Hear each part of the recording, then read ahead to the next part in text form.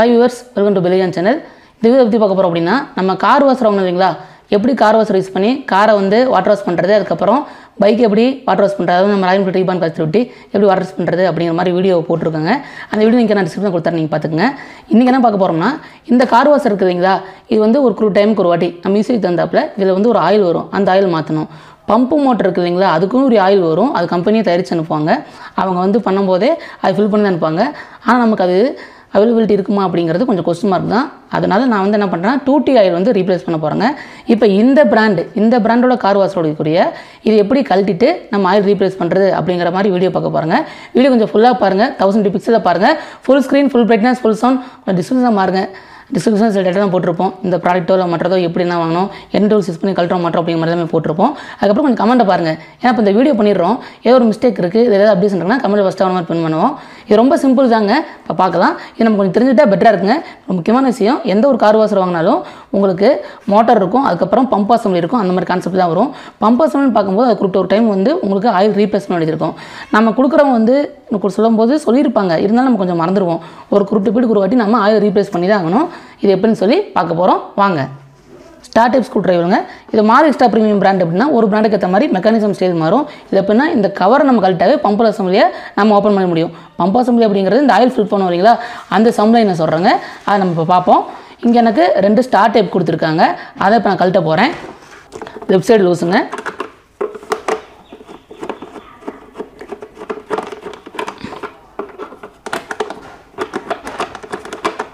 Bottom end screw use பண்ணியாச்சு. Top end வந்து just lock டைப்புங்க. இப்படி ப்ரெஸ் பண்ணாலே வந்துடும். இப்போ இந்த எண்டு கழட்டும் போது சப்போஸ் வரலை அப்படின்னா, இப்போ எனக்கு வந்துருச்சு ஈஸியாக, வரலை அப்படின்னா நமக்கு தெரியும் இல்லைங்களா, இந்த மாதிரி மைனஸ் டைப்பை வச்சுக்கிட்டு இந்த இடத்துல லாக் ஆன பகுதியில் வந்து இப்படி லைட்டாக கொஞ்சம் நம்பி விட்டிங்கன்னா வந்துடும். இப்போ வந்துருச்சு. இது ஃபஸ்ட்டு பாயிண்ட்டுங்க. இதுக்கப்புறம் இந்த ஆலன் ஸ்க்ரூ கொடுத்துருக்காங்க. இது வந்து 5 mm ரெடியாக இருக்குது நமக்கு. ரேச்செட்டு 1/2 inch ரேச்செட்டு இப்படி வச்சுட்டு லெஃப்ட் சைடு லூஸு. ஃபஸ்ட்டு மட்டும் தாங்க டூலு, அதுக்கப்புறம் ஹேண்டிலே பண்ணிடலாம்.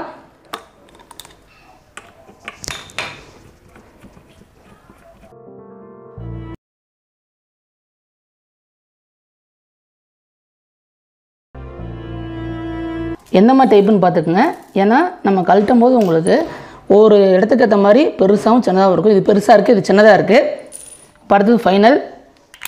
நம்ம பொதுவாக கார் வாஷ் வாங்கும் போதுங்க அதோட ஸ்பேர் அவைலபிலிட்டி இருக்கா, சர்வீஸ் பாயிண்ட் எப்படி இருக்கா அப்படின்னு சொல்லி பார்த்தாங்க வாங்கணும். நான் வாங்கின இந்த வாஷர் செட்டப் பார்த்தீங்கன்னா என்ன சொல்கிறாங்கன்னாங்க, கொஞ்சம் ஸ்பெஷல் எடிஷன் மாதிரின்னு சொல்லி சொல்கிறாங்க. எதனால ஸ்பெஷல் எடிஷன் அப்படின்னா, இது இந்த ப்ரெஷர் அட்ஜஸ்ட் பண்ணக்கூடிய இந்த நாசில் வச்சுருக்கு இல்லைங்களா, இதனாகப்பட்டது வந்து இந்த மாதிரி ஐட்டம் கிடைக்கிறது கொஞ்சம் சிரமம் தான், ஸ்பெஷல் அப்படி மாதிரி சொல்கிறாங்க.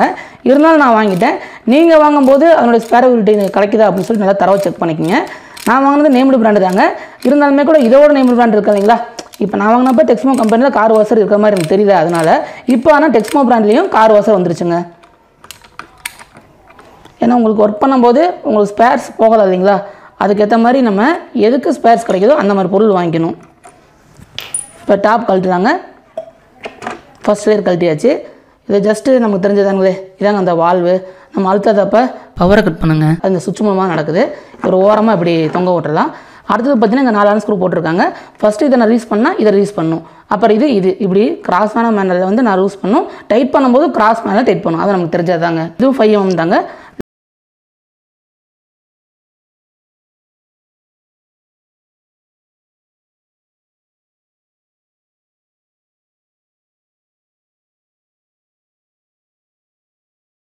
ஓடிட்டாங்க. அதுக்கப்புறமேட்டுக்கு இதை கட்டிட்டு பார்த்தா ஆயில் எவ்வளோ இருக்குன்னு பாருங்களேன், ரொம்ப கம்மியாக இருக்குது. இது பம்புக்குரிய ஆயில் தான் அவங்க க்ரியேட் பண்ணும்போது அந்த பம்ப் ஆயில் ஸ்பெஷல் ஆயிலே போட்டு தான் ஃபில் பண்ணப்பட்டிருக்கு. ஆனால் எவ்வளோ கம்மியாக இருக்குது பாருங்களேன். இதுக்குள்ளே என்ன மெக்கானிசம் இருக்குன்னா, ஒரு வாசரு நடுவில் த்ரஸ்ட் பேரிங், அதுக்கப்புறம் ஒரு வாசரு, அதாவது 2 வாசர் நடுவில் ஒரு த்ரஸ்ட் பேரிங் இருக்கும். அந்த கான்செப்டில் இது இருக்குங்க.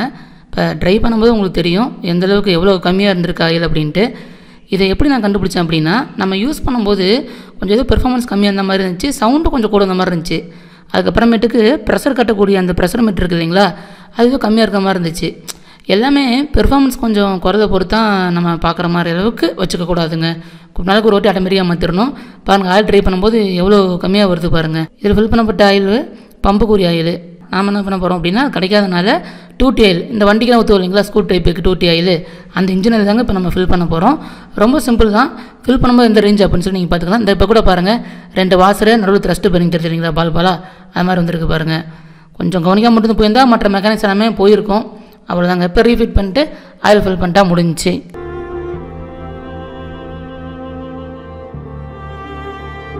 ஆயில் எதளவுக்கு ஃபில் பண்ணோம் அப்படின்னா அங்கே ஒரு சின்ன கட்டு மாதிரி வருங்க, அது வரைக்கும் தான் ஃபில் பண்ணும். அதுக்கு மேலே ஓவரும் ஃபில் பண்ணிடக்கூடாது. அதான் கெப்பாசிட்டி. இதில் ஒரு ஓரியம் போடப்பட்டிருக்குங்க. அது ப்ராப்பரான முறையில் சீட்டிங் இருக்கா, ஏதாவது டேமேஜ் இருக்கா அப்படின்னு சொல்லி பார்த்துக்கணும். நம்ம மாட்டும் போதும் கரெக்டான முறையில் ஃபிக்ஸ் பண்ண வேண்டியது இருக்கும். இந்த ஓரியம் கழட்ட மட்டும் சப்போஸ் நீங்கள் கழட்டி பார்க்குற மாதிரி இருந்தால் கழட்டி பார்த்துட்டு கரெக்டான முறையில் ஃபிக்ஸ் பண்ணி கரெக்டாக ரேட் வைக்கணும். அப்படின்னா தாங்க ஆயில் லீக் ஆகாமல் எல்லாம் கரெக்டாக வரும். இந்த பார்ட்டும் ஃபர்தராக நமக்கு ரிமூவபிள் தாங்க. எப்படின்னா இப்படி வச்சு புஷ் பண்ணி விட்டிங்கன்னா வந்துடும். இந்த சென்டர் வச்சு புஷ் பண்ணிங்கன்னா இது அப்படியே மேலே அப்படியே கூட எடுத்துக்கலாம். புஷ் பண்ண கூட தேவையில்லை. ஸ்ப்ரிங்கு அந்த கிளிப்பு இது எல்லாமே ரிமூவபிள் தான். இதை ஓரியன்டாக ஏதாவது நம்ம ஒர்க் பார்க்கனாலும் இந்த மாதிரி ரிமூவ் பண்ணி பார்த்துக்கலாம். இந்த சைடு பார்த்தீங்கன்னா டாப்பில் ஒரு கவர் மாதிரி கொடுத்துருக்காங்க, அது ஹோல்டு பண்ணுற மாதிரி. அதை லைட்டாக இப்படி வச்சு இந்த ஒர்க் பிடிச்சவங்கலாம் வந்துடும். ஒருவேளை இந்த கம்பி உள்ளே, அதாவது இங்கே உள்ளே இருக்க பாருங்கள், உள்ளே இருக்கும்போது எடுக்கிற மாதிரி அப்படின்னா இந்த இடத்துல ஒரு சின்ன கேப் கொடுத்துருக்காங்க. அந்த கேப்பில் இந்த மாதிரி மைனஸ் டைப் மாதிரி ஒரு சின்ன பின்னை கரெக்டாக இந்த கேப்புக்குள்ளே வச்சு இப்படி லைட்டாக எடுத்து விட்டிங்கன்னா அந்த உள்ளே ராட் இருக்கும்போதே நம்ம இதை எடுத்துடலாம். இது ஒரு ஐடியாங்க. மாற்ற ஈஸி தாங்களே, அதை நம்ம பார்த்துருப்போம் கழட்டுறப்ப எப்படி பொசிஷன்னு, அதே மாதிரி பார்த்து மாற்ற வேண்டிதான். இந்த வாசல் செட்டப் மாதிரி வருது இல்லைங்களா, இதில் பொசிஷன் முக்கியங்க. எப்படின்னா இந்த இடத்துல ஒரு ஓப்பனிங் வருது இல்லைங்களா, இங்கேயும் ஓப்பனிங் வருது. இந்த ஓப்பனிங் கோயின்சைட் ஆகிற மாதிரி வச்சு நம்ம ஈவனாக ஃப்ளாட்டாக பண்ணி உட்கார வைக்கணும். அதே மாதிரி தாங்க எல்லா இடத்துலையும் இருக்கும். இருந்தாலும் சப்போஸ் ரிமூவ் பண்ணிட்டோம்னா நம்ம இந்த மாதிரி வச்சு கரெக்டாக ஃபிக்ஸ் பண்ணணும். உள்ள இந்த ஓரிங் இருக்குது இல்லைங்களா, அதாவது வீக்கில் இருக்கா அப்படின்னு கூட பார்த்துக்கலாம். எதுங்க லீக் ஆகிற மாதிரி இருந்தால் இதை கூட நம்ம பார்க்க வேண்டியது இருக்கும். இப்போ ஃபிக்ஸ் பண்ணிட்டாங்களா பொசிஷன் பார்த்து எப்படின்ட்டு கரெக்டாக நான் பொசிஷன் பார்த்துக்கிட்டேன். அப்புறம் மாட்ட வேண்டியதாங்க. இந்த ஸ்ப்ரிங்கை உள்ளே கொடுத்து இந்த ராடில் கொடுத்து மாட்டிட வேண்டியதான். வச்சுட்டு ப்ராப்பராக சிட்டிங்கான்னு பார்த்துட்டு அப்புறம் நம்ம ஃபிக்ஸ் பண்ண வேண்டியதான். அந்த சுவிட்ச் பார்ட் இருக்குது இல்லைங்களா, ஃபஸ்ட்டு ஒரு அசோனி கழட்டுமே, அதில் கூட 3 இன ஓரிங் இருக்கும். அதெல்லாம் ப்ராப்பராக கன்சிடர் இருக்கான்னு சொல்லி பார்க்கணுங்க. இதில் ஏதாவது வீக்கராக இருந்தாலோ இல்லை ப்ராப்பராக நாம் ஃபிக்ஸ் பண்ணாமல் கொஞ்சம் டேமேஜ் பண்ணி விட்டாலோ கண்டிப்பாக லீக் ஆகிருங்க. இந்த இடத்துல லீக் ஆகிறது வந்து வாட்டர் தாங்க லீக் ஆகும். ஏன்னா வாட்டர் லைன் இது, அதனால் அதை பார்த்து தாங்க எல்லாமே பண்ண வேண்டியது இருக்கும். நான் சொன்ன மாதிரி தாங்க இப்போ ஓரிங்லாம் கரெக்டான முறையில் சீட்டிங் இருக்கான்னு சொல்லி பார்த்துட்டு அதுக்கப்புறமேட்டுக்கு எல்லாத்தையுமே இன்ஸ்டால் பண்ண வேண்டியதாங்க. பையன் நாலு ஸ்க்ரூ மாட்டிடலாம். நேராக அது போயிட்டு ப்ளே ஆகணுங்க. டைட் பண்ணும்போது கிராஸாக தான் போயிடக்கூடாது. இப்போ ஆல்டர்னேட்டாக பண்ணுறேன், ஆப்போசிட்டாக அந்த எத்தனை ப்ளே பண்ணுறோமோ எந்த டைட் வைக்கணுமோ அதே அளவுக்கு ஆப்போசிட்டில் டைட் வைக்கணும். இந்த கிராஸில்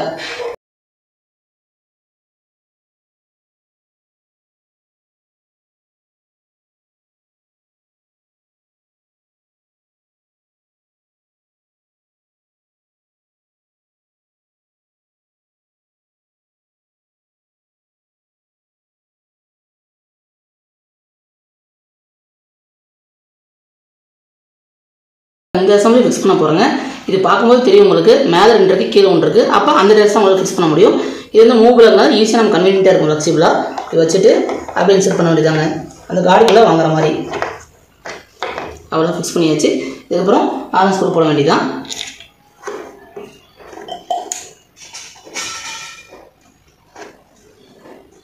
ஆல்டர்னேட்டாக சொன்ன மாதிரிங்க.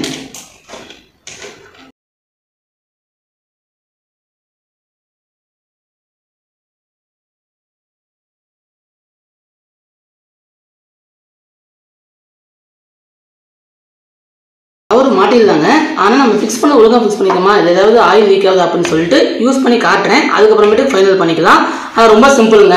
ஏன்னா நம்ம கழட்டி ஃபிக்ஸ் பண்ணோம். இது எந்த பாயிண்ட்லையுமே வந்து லீக் ஆகுதுங்க. அப்போ நம்ம கரெக்டாக மாட்டேன்னு அர்த்தம். சப்போஸ் லீக் ஆனால் கூட இதை நம்ம கொஞ்சம் டைட்டாக ஃபர்தராக பண்ணோம்னா சரியாயிடும். ப்ரெஷர் எந்த அளவுக்கு வருதுன்னு சொல்லி நீங்கள் தான் அப்சர்வ் பண்ணணும். சப்போஸ் குறைஞ்சுன்னா பம்பர் சொல்லி பார்க்க வேண்டியது இருக்கும், இல்லைன்னா ஆயில் மாற்ற வேண்டியது இருக்கும். பொதுவாக ஆயில் வந்து ரெகுலராக ஒரு குறிப்பிட்ட டைமுக்கு ஒரு வாட்டி நீங்கள் செக் பண்ணி மாற்றிடணும். ஜஸ்ட்டு இந்த லிவரை வந்து உள்ளே புஷ் பண்ணிட்டா போதுங்க, இந்த பிளாஸ்டிக் பாட்டில் வர்றது. அதுக்கப்புறம் ஆட்டோமேட்டிக்காக அதெல்லாம் செட் ஆகிரும். இங்கே ப்ரெஸ் ஆகிடுச்சு. இப்போ இந்த எண்டுங்க, இந்த எண்டை ப்ரெஸ் பண்ணிடலாம். அவ்வளோதாங்க, உட்கார வச்சாச்சு. இப்போ இந்த 2 ஸ்டார் டைப் ஸ்க்ரூ டைப் பண்ணிட வேண்டியதான். Right side tight.